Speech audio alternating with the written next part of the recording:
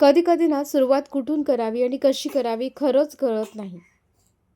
पिल्लूचा 5वा महिना चालू झालेला आहे आणि तिचं प्रत्येक दिवशी वेगळं वेगळं रुटीन ठरलेलं असतं. काही गोष्टी ठरल्याप्रमाणे होतात तर काही गोष्टी ठरतच नाहीत.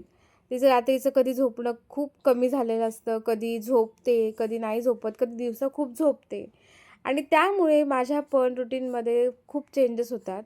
आता तिच्या रुटीननुसार मला माझ्या गोष्टी मॅनेज कराव्या लागतात. मग ते गावाचा अभ्यास असू देत किंवा बाकीच्या घरातल्या गोष्टी आवरायच्या असू देत. आणि रोज माझं काही ना तर काही ठरलेलं असतं, की मला हे करायचं ते करायचे, पण त्या गोष्टी काही होत नाहीत. त्यातल्या त्यात जर कुठे जायचं म्हटलं ना, की सगळी गोष्टी सकाळपासूनच करायला लागतात. आता आज आम्हाला इस्कॉन मंदिरात जायचं होतं. त्यासाठी मी सगळी तयारी करून ठेवली होती. पण यांना यायलाच उशीर झाला आणि त्यामुळे काय होतं, की पूर्ण गोष्टी पुढच्या पण बिघडून जातात. काव्याचा संध्याकाळचा अभ्यास असतो, मला स्वयंपाकही असतो, पिल्लूच्याही काही गोष्टी असतात. सगळ्या गोष्टी मॅनेज करणं खूप कठीण जातं कधी.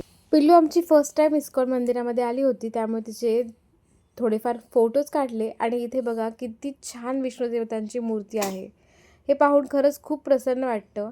थोडासा वेळ होता आरतीला, त्यामुळे आम्ही ठरवलं की प्रसाद घेऊयात. इथला प्रसाद खूप छान असतो आणि आरतीच्या वेळेला आम्ही पोहोचलो तेव्हा एक वेगळंच वातावरण इथे असतं आणि नकळत आपल्या डोळ्यातून अश्रू कधी येतात हेही कळणार नाही तुम्हाला.